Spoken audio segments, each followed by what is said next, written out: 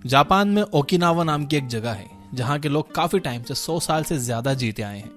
हमारे यहाँ बहुत कम लोग हैं जो 100 की एज को क्रॉस कर पाते हैं, लेकिन इस जगह पर बहुत कम लोग हैं जो नेचुरल कॉजेज की वजह से 100 साल से पहले मर जाते हैं। इनफैक्ट आपको यहाँ पर 80 साल की उम्र के लोग खेतों में मेहनत करते हुए मिल जाएंगे। इकिगाई नाम के बुक में कुछ राइटर्स ने इस कल्चर को एक्सप्लोर किया और ये देखा कि आखिर ये लोग ऐसा क्या कर रहे हैं जो कि ये लंबे टाइम तक जी पाते हैं। इन्हें ज्यादा बीमारी नहीं होती और ये ओल्ड एज में भी काफी फिट और एक्टिव रहते हैं। वैसे तो इस बुक में हेल्थ के काफी सारे एस्पेक्ट्स को एक्सप्लोर किया गया है, जैसे yoga, physical activity and work life culture. लेकिन इस वीडियो में हम स्पेसिफिकली देखेंगे इस कल्चर में लोगों के खाने से रिलेटेड हैबिट्स क्या हैं। हम देखेंगे कि यहाँ के लोग किस तरह से अपने खाने को खाते हैं जिससे ना सिर्फ ये लंबा जीते हैं बल्कि इन्हें बीमारियां भी कम होती हैं और ये बूढ़ी उम्र में भी खेतों में काम कर पाते हैं। सबसे पहले आपको ये समझना होगा कि खाना आपकी बॉडी में पचता कैसे एंड आपकी बॉडी में खाना सच में पच रहा है या सड़ रहा है। खाने का डाइजेशन हमारे मुंह में ही स्टार्ट हो जाता है। हमारे मुंह में प्रोड्यूस होने वाला सलाइवा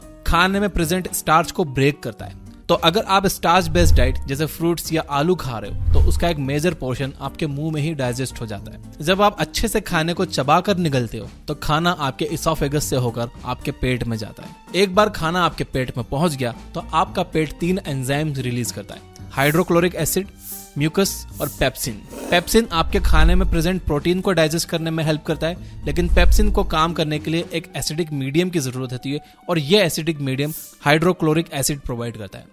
अब क्योंकि हाइड्रोक्लोरिक एसिड एक बहुत ही स्ट्रॉन्ग एसिड है जो आपके पेट को काट सकता है, इसलिए आपके पेट में म्यूकस भी रिलीज होता है जो आपके पेट के इनर वॉल्स को चारों तरफ से घेर लेता है और उसे प्रोटेक्ट करता है। अगर आपके पेट में म्यूकस कम हो जाए या हाइड्रोक्लोरिक एसिड बढ़ जाए तो ये एसिड हमारे पेट के इनर वॉल्स को नुकसान पहुंचाने लगता है और हमारे पेट में छाले पड़ जाते हैं जिन्हें अल्सर भी कहा जाता है। जब पेट में ये तीनों एंजाइम्स आ जाते हैं तो पेट एक चर्निंग एक्टिविटी करने लगता है, वो श्रिंक करता है और फिर एक्सपांड करता है। इससे पेट के एंजाइम्स खाने में हर तरफ से मिल जाते हैं और खाना अच्छे से डाइजेस्ट हो जाता है। अब यहाँ पर समझने वाली बात यह है कि अगर आप पूरा पेट भरकर खाना खा लेते हो तो उसे चर्निंग एक्टिविटी करने की जगह ही नहीं मिलती और वो खाना ज्यादा टाइम तक आपके पेट में पड़ा हुआ सड़ता है।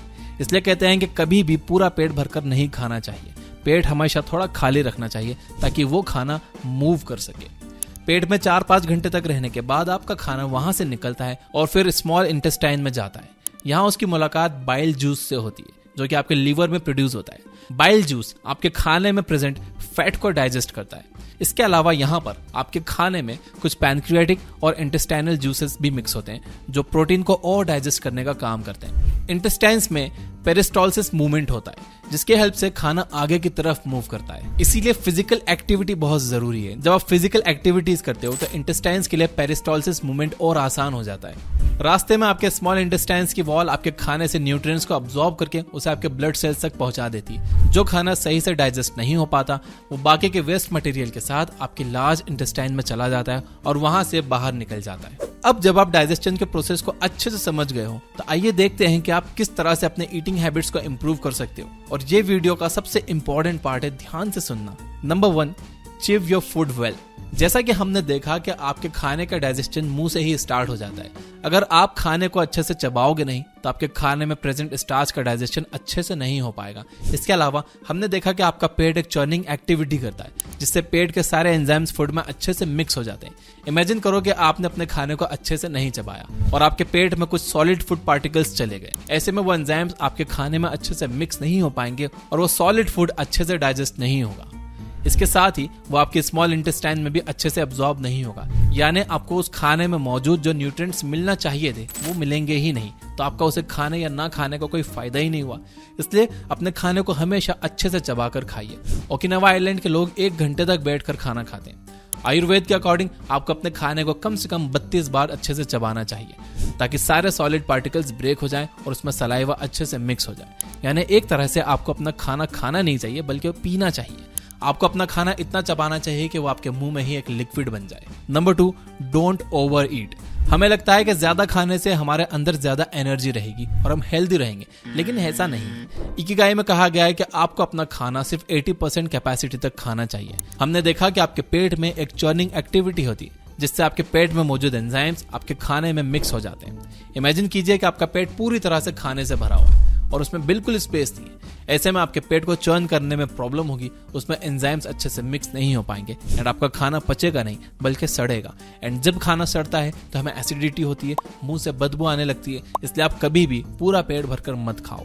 Number 3, don't drink water after eating food. अगर आपने बचपन में रसना पिया है तो आपको पता होगा कि उसमें एक लिमिट तक पानी डालते हैं। अगर आप उसमें बहुत ज्यादा पानी डाल दोगे तो उसका टेस्ट फीका हो जाएगा। पानी हर चीज को डाइल्यूट कर देता है और उसे कम इफेक्टिव बना देता है।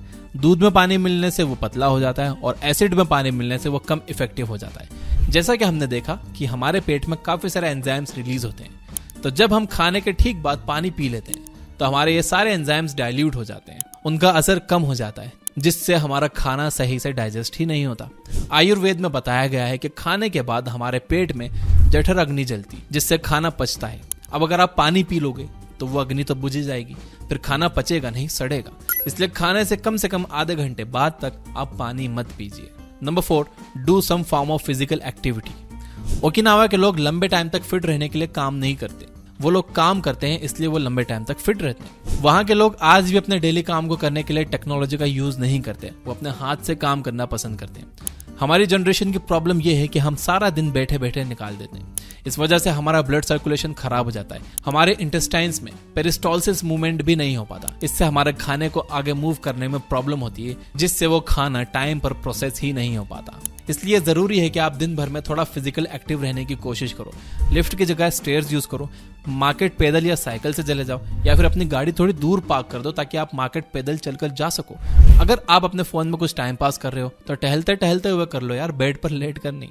नंबर 5, ईट फाइब्रस फूड। जब आप एक एप्पल खाते हो तो कुछ टाइम के बाद एप्पल का सारा जूस निकल जाता है और आपके मुंह में सिर्फ फाइबर बच जाता है। ये फाइबर डाइजेशन प्रोसेस को इम्प्रूव करने का काम करता है। हरी सब्जियां और फ्रूट्स में बहुत सारे फाइबर होते हैं। जब आप फाइबरस फूड खाते हो तो फूड आपके पेट में एक साथ अच्छे से मूव कर पाता है और आपका डाइजेशन भी सही हो पाता है। अगर आप एप्पल छील के खा रहे हो या सिर्फ उस फ्रूट का जूस पी रहे हो तो इससे आपका पेट पूरी तरह से साफ नहीं होगा। इसलिए आप अपने डाइट के साथ हमेशा कुछ ना कुछ फाइबरस आइटम जरूर रखिए। खाना खाने का एक सिंपल रूल आप याद रख लो, आपको 100 साल पीछे जाना है। जो चीज 1900 से पहले खाते थे आप उसे खाइए, जैसे कि दाल, सब्जी, रोटी, ओट्स, मीट, फ्रूट्स एक्सेट्रा। जो चीज साल 1900 से पहले एग्जिस्ट तो करती थी लेकिन लोग उसे कम खाते थे, आप उसे भी कम खाओ, जैसे कि शुगर। और जो चीज साल 1900 से पहले एग्जिस्ट ही नहीं करती थी आप उसे जितना ज्यादा हो सके उतना ज्यादा अवॉइड करो। इस कैटेगरी में आपके सारे प्रोसेस्ड फूड आइटम और जंक फूड आ जाते हैं। अगर आप इस सिंपल से रूल को फॉलो करोगे तो आपको पेट से रिलेटेड कोई प्रॉब्लम नहीं होगी और लंबा जियोगे और हेल्दी और फिट रहोगे। तो इसी बात पे मेरे साथ अफर्म करिए यस आई विल कमेंट में लिखकर। और ये वीडियो अगर हेल्पफुल लगा हो तो इसे शेयर भी करिए सबके साथ। और अगर आप इस वीडियो को अभी तक देख रहे हो तो इसे लाइक जरूर करिए ताकि मुझे पता चल जाए कि कितने लोगों ने लास्ट तक ये वीडियो देखी है। हमारे सोने का तरीका भी हमारी हेल्थ में इतना ही इंपॉर्टेंट रोल प्ले करता है जितना कि डाइजेशन, लेकिन ज्यादातर लोग गलत तरीके से सोते हैं। तो अगर आप सही तरीके से सोना सीखना चाहते हो तो राइट साइड वाली वीडियो पे क्लिक करो। और अगर आप अपने दिमाग को हेल्दी बनाने वाले फूड्स के बारे में जानना चाहते हो तो लेफ्ट वाली वीडियो पे क्लिक करो। यो बुक ऐप डाउनलोड कर लो जहां पर आप 1000 से ज्यादा बुक समरीज सुन सकते हो और 400 बुक समरीज वहां पर फ्री हैं बिना किसी एड्स के। Finally, you guys are amazing, keep reading, keep learning, keep growing. Thank you for watching.